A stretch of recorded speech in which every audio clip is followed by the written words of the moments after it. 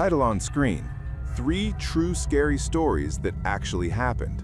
Real paranormal encounters and creepy night experiences you won't forget. Low creepy music fades in, then out. Yo, listen. If you ever wake up at 3:17 a.m. and hear someone walking around your house, but you live completely alone, don't move. Don't even breathe loud. Just close your eyes and pretend you're still asleep. Whatever you do, don't open them until the footsteps stop. Because the second you do, it knows you're awake. But before I get into these 3 stories that still keep me up at night, do me a favor. Smash that subscribe button real quick and hit the bell, because I've got way darker ones coming and you're not gonna wanna miss them. All right, let's dim the lights. Story number 1, the spare room cam. This happened to a guy named Jake in Columbus, Ohio back in 2022. Jake's a night shift nurse, so he's basically a vampire. Sleeps all day, works 7 p.m. to 7 a.m. at the hospital. His girlfriend Sarah moved in with him that summer, but she was gone a lot for work. When she was out of town, Jake hated how quiet the house got. The place was a 90-year-old craftsman with creaky floors and this one spare bedroom upstairs that they never used. It just had boxes and an old futon. One weekend, Sarah was in Chicago for 4 days. Jake got bored, bought one of those cheap Wise cams on Amazon, and stuck it in the hallway facing the spare room door, just for fun, to see if the house really settled as much as it sounded like at night. He set the app to notify him if motion was detected above a certain level. First 2 nights, nothing, just dust floating in the air triggering it once or twice. Third night, he's at work. Phone buzzes at 3:04 a.m. Motion alert. He opens the live feed. The hallway's empty. Door to the spare room is closed, same as always. He shrugs, goes back to charting. 10 minutes later, another buzz. This time, the door is open like 3 inches. Jake's stomach drops because he knows he shut that door. He watches the feed. Nothing moves. He texts Sarah, "Did you mess with the camera before you left?" She says no, she's asleep in her hotel. He keeps watching. At 3:17 exactly, the door slowly swings open another foot, by itself. No wind, no draft, nothing. The room is pitch black inside. Then you hear it, this soft, wet, dragging sound like something heavy sliding across the wood floor toward the doorway. Jake's at the nurse's station sweating bullets. He calls his buddy Matt, who lives 5 minutes away, basically begs him to go check the house. Matt grabs a bat, pulls up, goes inside with Jake on FaceTime. They walk upstairs together on the call. Hallway's empty. Spare room door wide open now. Matt flips the light. Nothing. Just boxes and the futon. But the futon cushion is moved to the floor, and there's this perfect outline in the dust, like a body laid there for hours. Matt swears he smells something sweet and rotten. Jake finished his shift, came home at 7:30 a.m., ripped that camera down, and they moved out 2 weeks later. But here's the part that still gets me.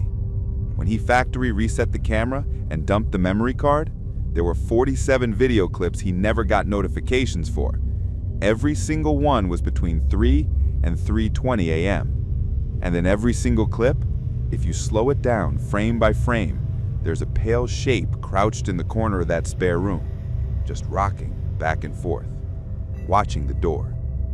He showed me the files himself. I wish he hadn't. Story number 2, the baby monitor in the empty apartment. This one's from Emily in Portland, Oregon, 2023. Emily had a 6-month-old daughter, Ava. They lived in a 2-bedroom on the 3rd floor of an old brick building downtown. The 2nd bedroom was Ava's nursery. Classic setup, video baby monitor on the dresser pointed at the crib. One night, Emily wakes up around 2 a.m., dying of thirst. She stumbles to the kitchen, grabs water, and out of habit, glances at the parent unit on the counter. Ava's asleep on her back, little chest going up and down, but there's something else on the screen. Standing at the foot of the crib, perfectly still, is what looks like a woman in a long nightgown, head tilted down, looking into the crib. The night vision makes her look gray and washed out. Emily screams, drops the glass, runs to the nursery, door is still closed, she throws it open. Empty. Just Ava, sleeping. No woman, no nightgown, nothing. She grabs Ava, brings her to her own bed, heart pounding. Figures she was half dreaming. Next morning, she checks the monitor's app history. There's a 42-second clip from 2:03 a.m. You see the empty crib, then the woman literally materializes out of nowhere. First just her outline, then solid. She stands there the whole time, unmoving, until Emily's scream on the mic makes her vanish like static. She calls the building manager, freaking out. He goes pale and says, "You're in 3B, right?" Turns out, the previous tenant, a young mom, died of carbon monoxide poisoning in that apartment 2 years ago. The baby survived, got adopted by family. The mom was found in the nursery, standing over the crib, exactly like that. They moved out the same week. The monitor still works. She keeps it in a box in her garage. Sometimes even unplugged, it turns itself on at night and shows nothing but static. And if you listen close with headphones, you can hear a woman whispering a lullaby in a voice that isn't hers. Story number 3, the drive home loop. Last one. This is the one that still messes me up because it happened to my cousin Ryan outside Dayton, Ohio last year. Ryan works construction, gets off at 11 p.m. most nights. He takes the same back road home, Route 35, to this little 2-lane county road that cuts through cornfields. 20-minute drive, no street lights, just your headlights and the moon. One Thursday night in October, freezing rain. He's exhausted, radio static because the signal sucks out there. Around 11:40, he passes the old abandoned Sunoco station that's been closed since the 90s. Big landmark, he always notes it because he's 10 minutes from home after that. But tonight, something's off. The dashboard clock flips to 11:41, and suddenly he's passing the Sunoco again. Same broken pumps, same rusted sign. He thinks he's zoned out, maybe nodded off for a second. Shakes it off, keeps driving. 11:45. Passes the Sunoco a third time. Now he's freaking out. Slams the brakes, skids on the ice, turns around to drive the opposite direction. 5 minutes later, there's the damn Sunoco again. No turns, no exits, just the same 200-yard stretch of gas station repeating like a glitch. He calls me on speaker, voice shaking.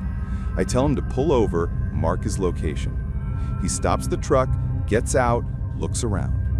Total silence except the rain ticking on the corn stalks. His phone has no signal now, even though he had 4 bars a minute ago. Truck's clock is stuck at 11:47, but his watch says 1:20 a.m. He gets back in, floors it, keeps driving straight, passes the Sunoco a 4th time, except this time the lights are on inside, bright fluorescent. There's a single car at the pumps, an old boxy sedan that looks like it's from the 80s, and there's a figure standing next to it, facing away. Tall, wearing a long coat, just standing there in the rain that isn't hitting him. Ryan locks the doors, blows past it doing 90, looks in the rear view, the figure is still there, but now it's turned around, and it has no face, just smooth skin where a face should be. He said the next thing he remembers is pulling into his driveway at 4:58 a.m., truck covered in mud like he'd been off-roading. Dashcam was recording the whole time. I watched the footage with him. It's 23 minutes of pure black screen, followed by 5 hours of his truck sitting perfectly still in the same spot pointed at that lit-up Sunoco. You can hear him inside the cab breathing, dead silent for hours. At one point, the driver's side window fogs up, and a single handprint appears on the outside glass. Slow, deliberate, adult-sized. He sold the truck the next day, still won't drive at night. And here's the kicker. When he took the SD card to the police to report it, the trooper looked at the timestamp and said, "Kid, that gas station burned down in 1987. There's nothing out there but a concrete slab." So yeah, next time you're driving home late on some empty road and you pass the same landmark twice, don't look in the rearview mirror. turn the radio up, keep driving, and whatever you do, don't stop. Music swells, then cuts to black. See you in the next one, if you make it to morning. End screen. Like if your heart's still beating. Subscribe if you want to sleep tonight. Probably not.